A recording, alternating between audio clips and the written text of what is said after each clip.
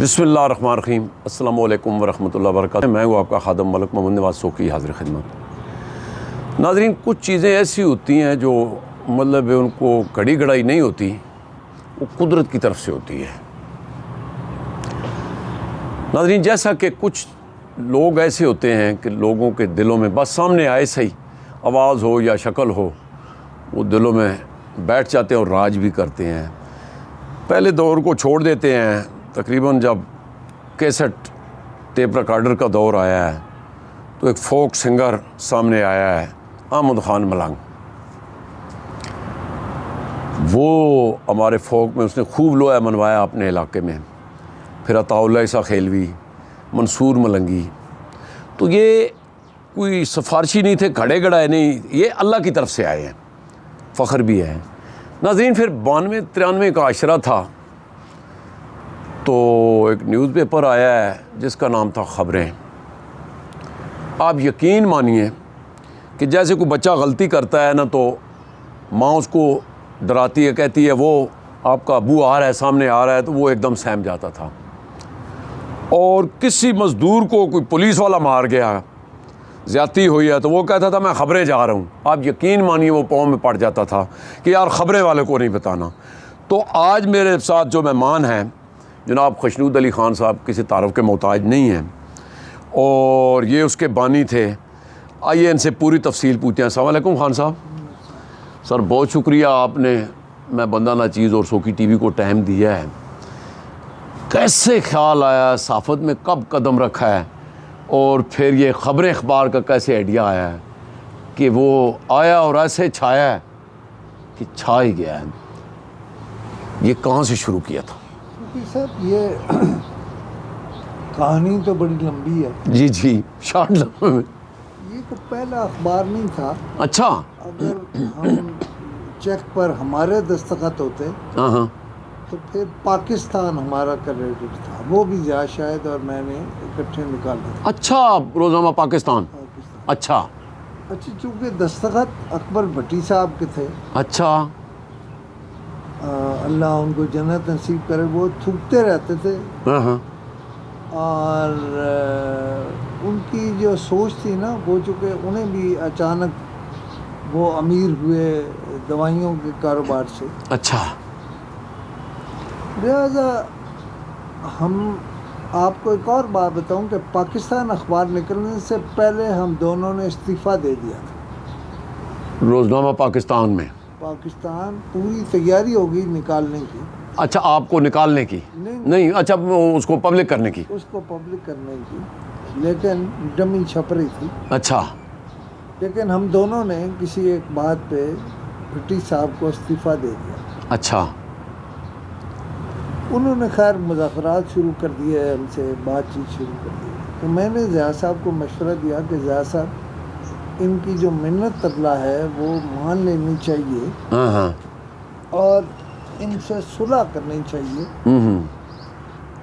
اور پاکستان کو خوب اخبار بنانا چاہیے۔ جب وہ بن جائے گا، کامیاب ہو جائے گا، پھر ہم چھوڑیں گے، پھر ہم چھوڑیں گے، ایک پیک پر چھوڑیں گے۔ ہاں ہاں، اور ہوا بھی یہی، اچھا، کہ وہ اخبار اتنی پیک پر گیا۔ روزنامہ پاکستان کا اس بھی۔ وقت ایک لیڈر نے عراق والی جنگ جو تھی، جی جی، ایران میں حالت یہ ہوئی کہ مجھے نہیں، یا شاید کو کہا اگر میرے بس میں ہوتا، وہ جہاز میں تھے، کہیں باہر سے آ رہے تھے، اچھا، تو میں تجھے اس جہاز سے باہر دھکا دے دیتا۔ یعنی اس پاکستان اخبار میں اتنی جگہ بنا لی تھی، وہ خبریں ہی تھا، یعنی دوسرے لفظوں پہلے خبریں وہ بنا تھا۔ اچھا اچھا، اچھا، ہوا یہ کہ وہ اس لیے بن گیا، وہ جہاز میں دھکا دینے کا، یعنی کہ لوگ اتنے بڑے بڑے تنگ تھے اس سے، تنگ، بڑا آدمی ملک کا، جی جی، اس سے بہت تنگ۔ اچھا، اچھا، لیکن وہ اخبار میں ایک عجیب بات ہے، میں اور ضیاء شاید جب ملتے تھے، ضیاء صاحب فنانسز کی طرف توجہ زیادہ تھی، میری کانٹینٹ کی طرف تھی۔ اچھا، اور اس وقت بھی میں اسلام آباد بیٹھتا تھا، डमी छप रही थी इस्लामाबाद की, उस पर मेरा जो नाम है जी जी। वो बतौर रेजिडेंट एडिटर ही शाया होता था। अच्छा। हुआ ये कि जब उस शख्सियत ने ज़िया शाहिद को कहा कि मैं तुझे धक्का दे देता हूँ, उस शख्सियत ने उन्हें जो मालिक थे जी। अकबर भट्टी साहब, हाँ हाँ। उनको इन्फ्लुएंस कर लिया। अच्छा। अच्छा, मैं राजपूतों का वैसे दामाद हूँ, वो चूँकि भट्टी थे, लिहाजा उन्होंने मेरा एक शागिर्द ढूंढ के वो ले आए और कहा कि उसको डिप्टी एडिटर बनाए। यानी ज़्यादा को पर कर दें और उसको डिप्टी एडिटर अच्छा बनाए। डिप्टी एडिटर बना दें। अच्छा। हमने फैसला कर लिया कि भाई यही नुक्ता है, इस पे हमने छोड़ जाना। लिहाजा हम अपनी तैयारी करके बैठे थे। उन्होंने कहा कि ठीक है जी। थैंक यू वेरी मच, अब आप चलाएं। और वो भी खुश हो गया कि चलो हमारा तो चल गया मामला। नहीं, वो चल नहीं गया। नहीं, लेकिन शुरू में तो होता ही है कि नहीं। हुआ जो खबरें के साथ हुआ है, मैं बताता हूँ। जी जी। उसके बाद लंबी कहानी है, लेकिन मैं और ज़िया शाहिद ने अचानक फैसला किया और चले गए, मुझे नहीं बताया। मैं यहाँ पे पाकिस्तान का इंचार्ज था। अच्छा। मुझे गुस्सा कि ज़िया साहब ने मुझे नहीं बताया। अच्छा।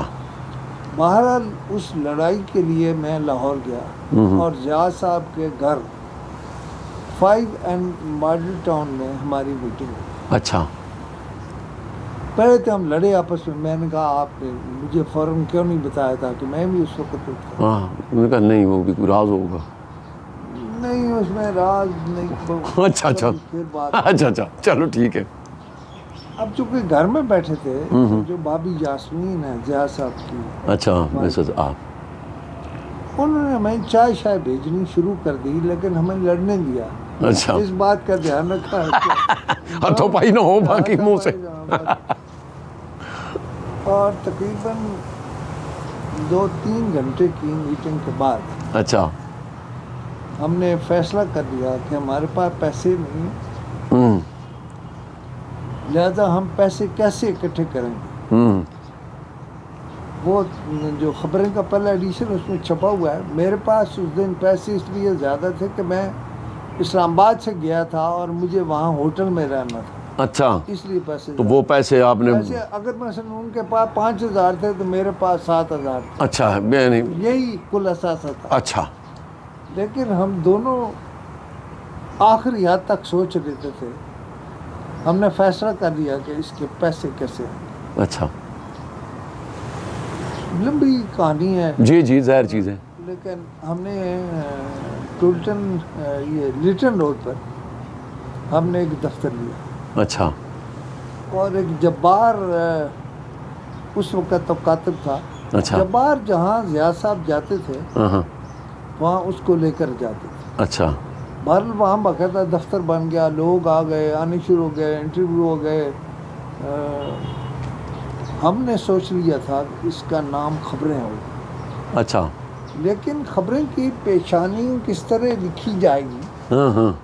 आपको पता है कि ज़िया साहब बुनियादी तौर पर खुद बहुत अच्छी लिखाई करते हैं। बिल्कुल बिल्कुल। बहुत हाँ, वो लिखते भी हैं। जी जी। तो हमने खबरें को 5-6 डिज़ाइनों में लिखा। अच्छा। तो ज़िया साहब ने कहा अब ये फैसला कौन करे कि इसकी हतमी पेशानी क्या हो। हाँ। मैंने ज़िया साहब को कहा कि ज़िया साहब पहले दफ्तर में फ़ैसला कराते हैं।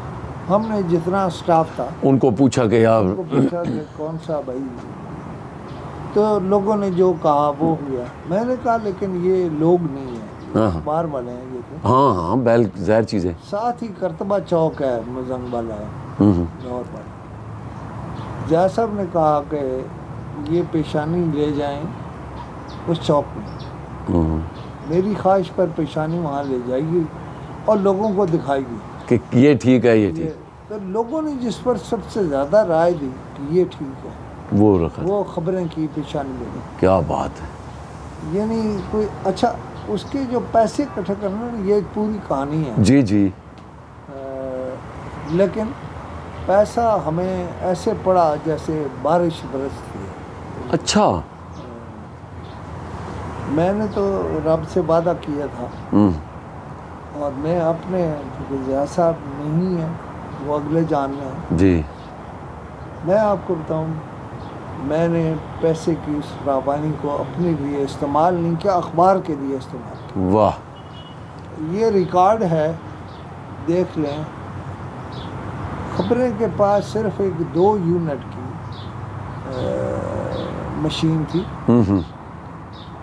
لاہور سے چھپ کے آتا تھا کلر. ٹھیک ہے. اور وہ جو 2 یونٹ تھے کالے اس پر یہاں اخبار چھپتا. لوگ سمجھتے تھے ہم نے کلر مشین. میں ساری رات جو کلر ایڈیشن تھا اس کا انتظار کرتا تھا کہ وہ پہنچے. سب سے بڑا تھا. ہاں تو تب اخبار جائے پورا ہوئے گا نا. آپ پہلی ڈاک بھی جانی ہے, دوسری بھی, تیسری بھی. بالکل. اچھا دیکھیے وہ کیا اخبار تھا. یہ میری پیشکش تھی. امریکن اسکول کی ایک تقریب ہے. اچھا. جس میں ٹین ایجر جو ہیں وہ ایک دوسرے سے کسنگ کر رہے ہیں. ہر بندہ دوسرے, ہر بندہ ہر بچی. تو ایسا کبھی کوئی شاید چھپی ہی نہیں تھی کلر میں. اچھا. ہم نے وہ ایڈیشن چھاپا تو آپ اندازہ کریں کہ 3 دن لگاتار لوگ کہتے تھے یہ ہمیں نہیں چاہیے خبریں ایک باقی, یہ ایڈیشن چاہیے. اور 3 دن ہمارا پریس چلتا رہا بالکل لگاتار. ہاں امریکن میں ایک سٹوری آئی تھی مجھے یاد ہے. پھر میں نے پکڑ لیا آزاد کشمیر کے ایک وزیر تھے شاہد حمید, اللہ انہیں جنت نصیب کرے. اچھا. انہیں پکڑ لیا کو آدھا درجن عورتیں پکڑ لی, آدھا درجن سے زیادہ بندے پکڑ لیے. اچھا. چودھری شجاعت حسین اس وقت وزیر داخلہ تھے. اچھا. اور مجھے رات ظفر آیا کہ یار یہ چودھری صاحب کا کزن ہے. یہ اس وقت اس کے پی ایس ہوتے تھے غالباً. کیا رات ظفر پی آر ہوتے پی آر ہوتا سب کچھ ہے, میں سمجھ گیا ہوں. تو انہوں نے کہا چھوڑ دے. آخر میں جب نہیں چھوڑا تو میں کہوں شجاعت صاحب نے پھر بہت زیادہ زور نہیں دیا. اچھا. وہ آزاد کشمیر کے وزیر تھے. اچھا. جب صبح ہوئی میں نے رات کو ملیشیا کا جوڑا پہنا ہوا تھا. اچھا. اور اوپر چادر کی ہوئی تھی. اچھا. صبح شاہد حمید نے مجھے اخبار جب چھپنے جانے لگا تو اس نے پہلے نشے میں مجھے گالیاں دی تھی. اچھا. نشے میں. میں نے اسے کہا کہ دیکھو ویسے میں زیادہ جذباتی ہوں, لیکن میں نے اسے کہا کہ چلو جو گالیاں تم دے رہے ہو دیکھو کہ اس کا اثر کس طرح ہوتا ہے, کس طرف ہوتا ہے. وہی میری طرف آتی ہیں. ہاں بالکل. اور اس زمانے میں اس نے 20 لاکھ روپے مجھے کیش منگا کے دیے. ایک چھپا ہوا. اچھا. یہ بھی چھاپا ہے پھر اسی میں چھپا ہوا ہے. اچھا. رات اتنے کیا فکر. اور اس نے کہا کہ 20 لاکھ اس وقت کا بہت پیسہ تھا. آپ کو اور ملے گا, ضامن رکھ لیں. میں نے اس کی سنی انسنی کر دی اور سوچا یہ کہ یہاں اگر میں نے سودا کر لیا نا تو پھر کام گیا, زیرو ہو گیا, پھر ختم ہو گیا. ہاں. پہلے 6-7 دن خبریں جو تھا اس کی بہت بری مارکیٹنگ, بہت برے یعنی اس کی سرکولیشن ہوئی. اور میں سوچ رہا تھا کہ یہ شاید فیل ہو گیا. لیکن وہ امریکن اسکول چھپنے اور شاہد حمید اور اس کے گروپ اور عورتیں اور بڑے, مجھے عورتوں نے بھی بڑی تڑیاں دی. ہم دیکھ لیں گے کہ میں قبائلی ہوں, میں فلاں.